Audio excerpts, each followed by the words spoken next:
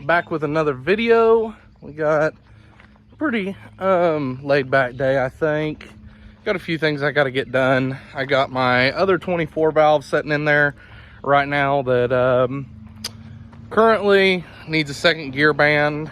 It's always I bought it the way it runs and drives like pretty good, but it does slip in second, like has no second at all. I haven't opened it up yet, opened the trans up yet, which I'm not pulling the trans. My plan is to just drop the pan, drop the valve body and everything, and kind of see what that second gear band's doing, because right now it just, I mean, there is no second gear. It does not matter how if you want to drive this truck, how you have to drive it is just by getting on it and then letting off, and it'll jump right into third. So there is a non-existent second gear. I'm almost, and they said it just happened one day. It was never slipping, anything like that. It just one day it just started losing second gear, like just stopped all of a sudden. So I'm kind of honestly leaning towards not the second gear band itself, but I'll show you here.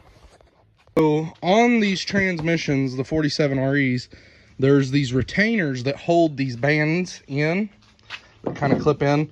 And so what you have to do, if you're doing what I'm doing right now, this is a normal band. This is not a slip-in band.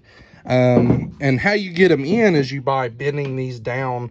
I can't remember what one. I'll have to look at it when I'm under there, but one of these you kind of just heat up just a tad bit and then hammer it down in a vise, and that'll allow it to kind of, like, what you're going to do is roll it up into the transmission all the way around. But there's these retainer clips that hold these in. I'm almost hoping when I open it up, it don't even need a band. It's just maybe these little retainer pieces broke. But we shall. So this is the two-wheel drive version. This is a 47 RH. That would be an RE since that's an 01. So your second gear band, let's see, where is it? Somewhere around right there. So there's our second gear band. On this truck, when I tried to tighten the band in it, this was all the way bottomed out. Like someone had already tried tightening it, and like there is no resistance at all. Almost like there ain't even a band there on that one. Where if you see, they're supposed to stick out a little bit. This one does not. It is like inset into the side of the transmission. I'll show y'all here in a second. In my thinking, I believe that would mean more of a band retainer broke, and so there is nothing to that, because that's all that screw does, that little band adjustment. That is a screw that goes in that transmission and just butts up against that band pretty much, and there's a retainer in there. And if that retainer ain't in there, the band ain't gonna have no tension at all. So I'm honestly hoping I don't have to put a band in it. I mean, it ain't that big of a deal to put a band in them, but if I do, I do. Oh well, it ain't the end of the world. But I have a parts transmission out back that's junk. So if it needs a retainer broke or whatever, I'll just pull the retainer out of one of the old ones, throw in it, and see if we hopefully have second gear. That would be awesome. I would be thrilled if we had second gear. Because this is honestly a really nice truck. Fully loaded Laramie. I mean, pawpaw rig. It's got dual power seats, dual heated. I mean, black leather. It's an extended cab, short bed. Pretty clean truck. With a gooseneck ball already. Has the tonneau cover, which that's getting robbed for my other truck. I'm keeping that. Because this truck is just going to get sold.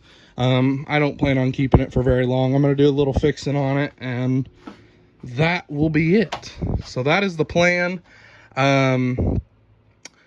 The motor runs great in this thing. Got a brand new turbo, quite a few little extra mods, nothing aftermarket. Does have a brand new VP44, and this thing has about like 280,000 miles. It's got a little bit of rust, nothing crazy. No structural rust, just a little bit of rust. I think I'm gonna send this off to my buddy that patches seats, have him patch that and get this thing detailed out.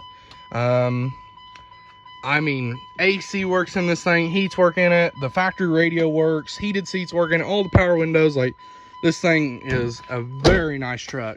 I bought this truck a couple months ago. It's probably like a month and a half ago. And I believe I paid $2,200 for it. Which honestly, for my normal dealing, that's kind of overpaying for it. But I'm just a sucker for an extended cab short bed. Like, I mean, I love them. They're my favorite trucks. The extended cab short bed to me is the best. Like, in any brand of truck, it's like so proportional. The cab is the same length as the bed, almost identically. It's like perfect. It don't look oblong. It looks like so proportional. I love an extended cab short bed. Y'all know me. I build tons of extended cab short beds. I love them. They are by far my favorite trucks. All right, got the transmission draining. I'm hoping that my guess is correct. I took a gamble on this truck. I mean, it could need clutches in that case. Probably just put a transmission in it. I might order some clutches, but I don't know. I might. We'll see. I'm really betting on this band or the band retainer, but as you can see, the fluid, it's pretty clean. I mean, it ain't dirty. It ain't.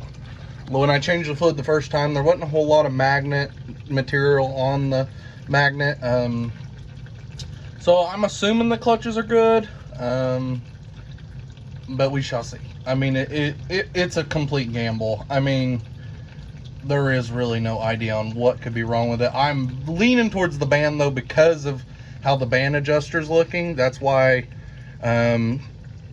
you know, it's an educated guess on why it's a band and not clutches or anything like that, is because that band retainer does not adjust at all, which means there's some kind of band issue. All right, so got the valve body. All the bolts are out of the valve body. Now only thing holding it is the upper sensor.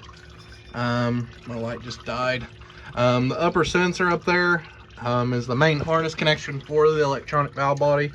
We'll unplug it. I already got the kickdown cable and park reverse neutral drive lever undone, so it's already pushed through the trans. So I should be able to just unhook that plug, and then the valve body will drop. Other than it'll drop a few inches, and then we'll have to get the park lever undone. There's like a little clip in there that we'll have to fish out, but other than that, valve body's out, and then we're really gonna actually get to see what's going on with this thing. So electronic plug is out up there. There it is right there. Valve body's dropped. Now just right there is the parking pin cable, little rod. So there's a little E-clip in there that you just pop out, and then this whole valve body will drop out. And then I'm stoked to see what's going on. Little servo plug fell out. As soon as that fell already. So I'm excited to see what we're going to see up in here. Got the valve body out right here. I'm letting the rest of the trans drain while I ain't getting soaked. I'm already got enough trans fluid all over me, so don't want any more than we already have to be soaked. So once that drains, I'm gonna crawl into there, kind of see what we're looking like. I kind of felt that band retainer. They were all there, so it wasn't that. It looks like the band might be just worn out, but we're gonna have to get a closer look. I'm gonna actually look up in there and see what we're working with, but looks like we're gonna have to slap a band in it. But that ain't the end of the world. I got the part already, so these bands are $27, $28. They're super cheap. They're not bad at all. And then obviously when you do it, you got to do a trans flush. So that's just the nature of dropping the pan. So I'll get a new filter, which honestly, that one's brand new, not even 20 miles on it. I'll probably just reuse that one. And then reuse that filter and go get a gallon and a half of transmission fluid and put it all back together with a new band. But we shall see. I'm going to crawl into there here in just a second, kind of see what we're working with. Hopefully nothing bad. Hopefully the drum's in good shape, but we won't know really until we cut the band out of it. So now back under here, this is what I was talking about on that band retainer. This is how it was when I bought the truck. That is smooth flush, where they're normally stuck out, you know, a good ½ inch. And then look at that, the play in that second gear band. So what we'll do is loosen that jam nut, back this set screw all the way out, and then that'll allow all of our anchors and everything to fall out. Like I was saying, all the anchors seem to be in good shape. They're all still there from what I can tell right now. Yeah, that's how loose this thing is. That is tightened all the way up, and I can pull the band retainers out of it. So there's our little crow's foot. That goes on the driver's side.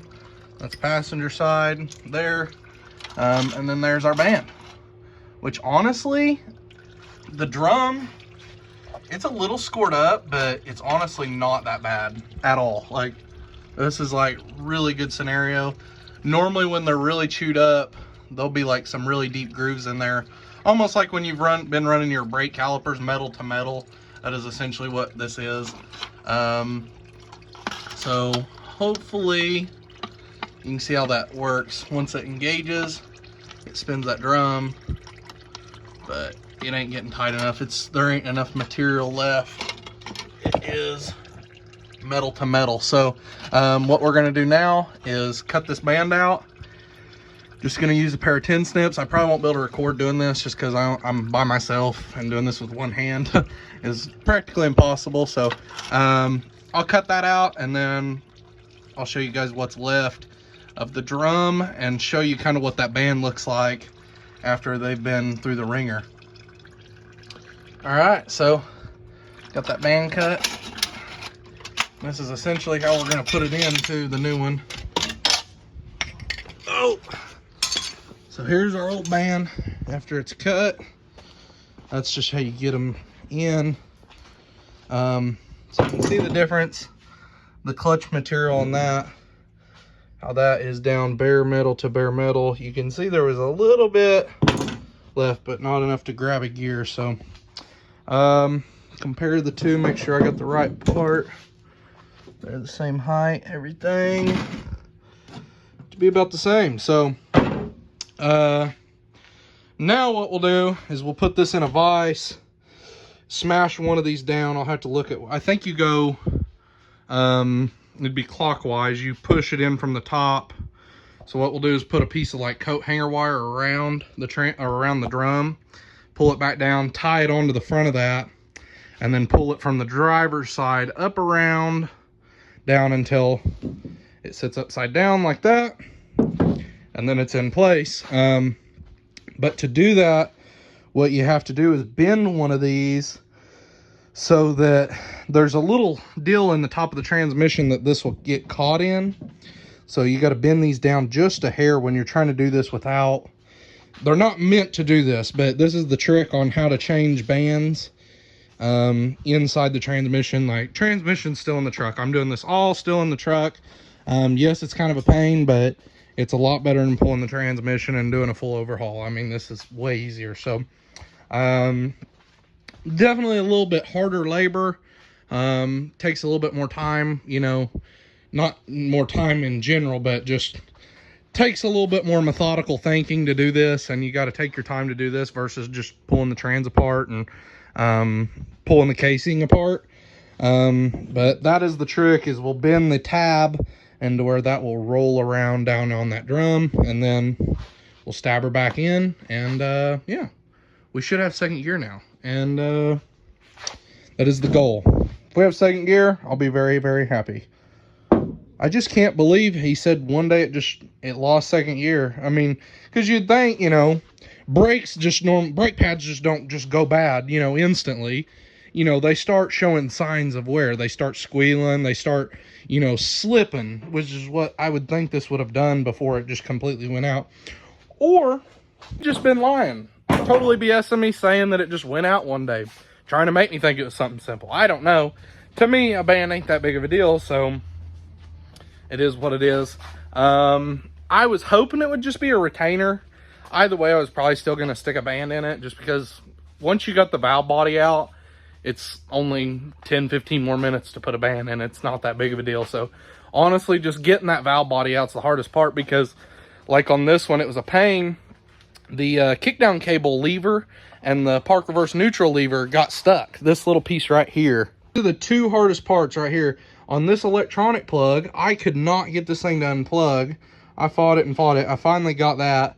And then these were like stuck up in there. I think this might be the original trans, how grimy this thing is. So, I don't know. Those were a pain. That was the hardest part about the whole deal. I mean, it took me 20 seconds. 10 snips actually wouldn't cut through it. So I peeled it down as far as I could and cut it with a grinder. Just zip wheeled it and then just grabbed on and pulled her out. But yeah, pretty excited. I'm excited to have this trick done. I've been putting it off for a while just because I've been so busy with other things. I just kind of took the day to, you know, I'm here by myself today. I was like, I had none of the guys come in. I was just like, I want to focus on getting this done just because I didn't want no distractions. I wanted to be able to just sit down, get her done. And that way I can get this thing sold here soon. I definitely think I'm going to do a little bit of body work on it, put new fender flares on it and everything like that. Fix it up, obviously. And I think it's going to make someone a really good truck. Drum is a little chewed up, but I ain't going to put a drum in it. I'm just going to Scotch Brite that one up as best as I can, make it look, you know, somewhat decently uniform. It's not as bad as some I've seen. Normally there's grooves in them. This one just looks just like it's, you know, been ran metal to metal for, you know, a few, probably 50 miles, not that long, you know. So I think we'll be okay. I think it'll definitely grab second, which is all I care. As long as it'll hold second, that's the main thing. So we're gonna get on, keep on going with this and trying to get the new band in. I have dinner tonight. So I ain't gonna be able to finish this tonight. I got the band soaking in the tranny pan there, just with good old ATF. I've seemed to lost my Scotch Brite, so I'm gonna have to run over to O'Reilly's and get some good, you know, new Scotch Brite. That way I can scuff that drum up, and then I might have time to put the band in tonight, but more than likely I gotta go home, get changed, get ready to go. So probably gonna be, this will be all for today, and then I'll have to finish it tomorrow. All right, got the band back in, the new band, and I ended up having to cut it down to wrap it around. And then you can see as I twist the adjuster up there, that band tightens up. Got our anchors in, she's in. So now I'll pressure check the servo, make sure it's all engaging right. But heck yeah, it's working. So now I just got to put it back together. All right, so just to check everything. Checking that servo. Should free up. All right, so got everything put back together. Got it sitting in neutral, warming up. No leaks. I put a gallon of ATF4 and then a quart of just stop slip Lucas, just to be an additive to help where that drum might be a little worn. But yeah, we're getting ready to pull it out after it warms up, take it for a spin, and hopefully we got second gear. All right, so she is shifting.